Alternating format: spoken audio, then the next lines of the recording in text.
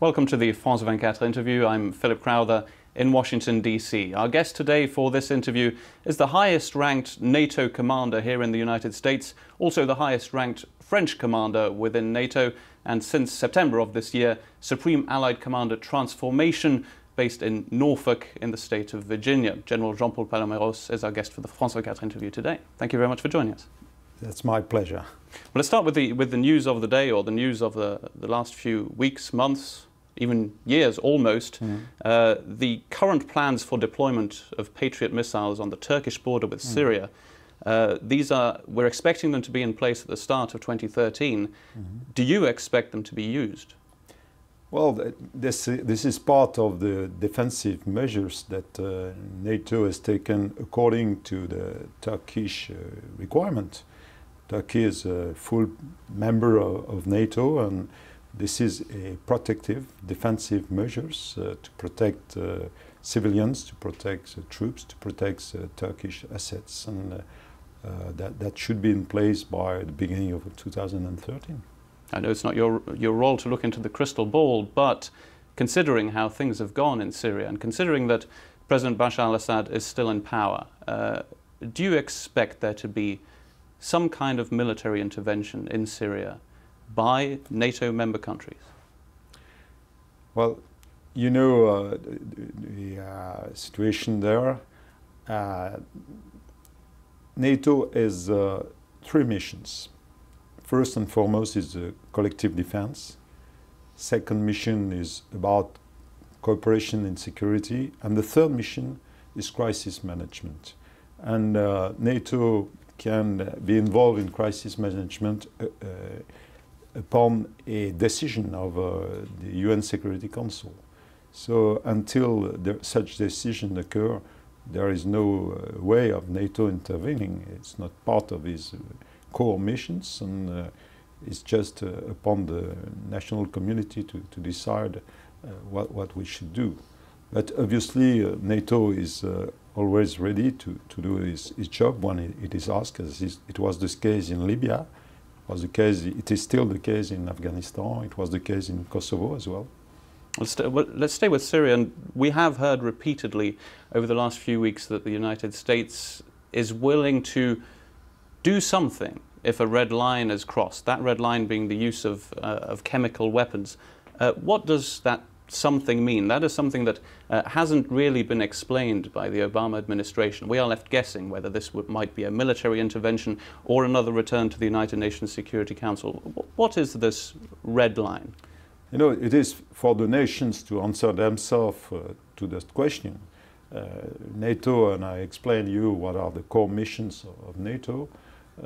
NATO first and foremost mission is a collective defense, and that's why we will deploy those Patriot missiles, very effective against any defense threat, but air threat, I would say. Apart that, I cannot say what would be the answer from each country to this kind of risk. What I can tell you is that the NATO forces are trained against chemical threat like against any other form of threat. This is part of our core task, to train the people against those threats and to protect the population, to protect the assets, the civilians against this kind of threats. Let's look at the last, well, I presume you could call it a war that NATO participated in or intervened in. That was Libya. I presume you would call that an example of how NATO managed to adapt to modern warfare. And you were the head of the French Air Force at the time. Is that the kind of intervention that NATO is ready to stage somewhere else? The obvious example would be Syria. Is that the kind of operation that NATO is ready to do very, very quickly? This is the typical crisis management operations. What is true is that not a single crisis will wait for us. I'd say we must be able to react as rapidly as possible, and Libya was a perfect case for that. We were called upon less than 36 hours after the UN United Nations Security Council put together and voted the resolution. So, and that was quite a demonstration, and we used obviously the air power to do that in the first instance, and afterwards combined joint forces. And not only NATO countries, but as well some partners took part in that. And the point is that NATO was ready. Secondly, there was enough interoperability between us that we were able to share this operation, and all the countries were able to take their full part in these operations, and we were effective at the end of the day, because we achieved the political aim in protecting the population, in putting peace at the end of the day in this country. Well, that NATO intervention came at a time of pretty severe budget cuts within the French military, within NATO as a whole, within a lot of NATO member countries. Is that an example of how NATO might move into the future? We are looking at severe budget cuts, ongoing budget cuts within member states, and particularly the United States, potentially once the infamous fiscal cliff happens. Is NATO really forced to adapt quickly here to a lack of money?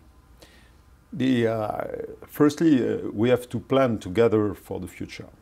So each nation is responsible for planning its own capability according to its own strategic vision. But here in NATO, and more especially in Allied Command Transformation, we are responsible to give our best military advice about the coordination of all those capabilities. And that was the case in Libya, which demonstrated that NATO has major strengths, but some weaknesses as well. For instance, most of the air refueling was provided by US assets, and that's where European nations are willing now to develop more air refueling capability. This was just an example.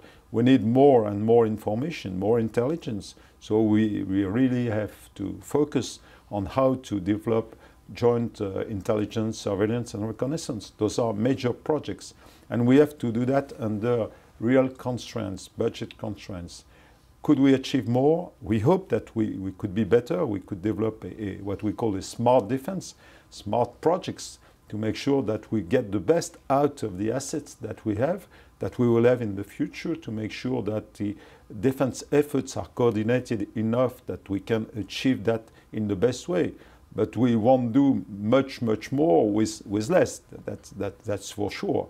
We can do the better that could be achieved in close coordination, close cooperation, including with the European Union. But actually, that will come to an end if the defense budget reduces too much. So we are quite cautious about getting a balance, I would say, proportionality between the budget on the one hand and the outcomes on the other hand.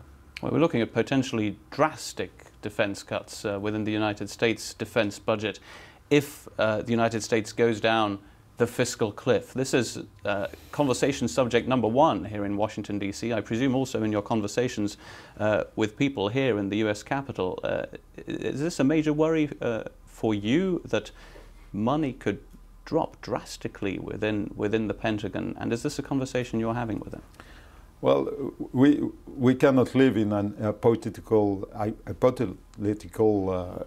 perspective. We have to take into account the reality, and the reality will be decided by the President of the United States, Congress, and I'm sure they will come to an end where they will stabilize the situation, because they know how much they count into the NATO balance of forces, and according to their own strategy.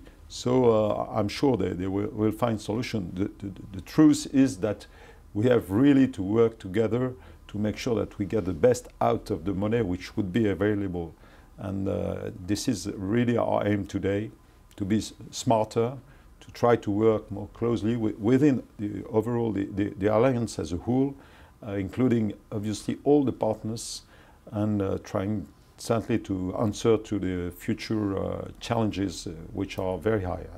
Let's talk a little bit about Afghanistan now. Major NATO operation, slowly but surely coming to an end, with the US having set a end withdrawal date for combat troops and for troops as a whole, and French combat troops having now left Afghanistan before a date set by NATO. How does NATO move on from this? So many service members have served in Afghanistan. What does NATO do now, moving on from a war scenario to pretty much nothing?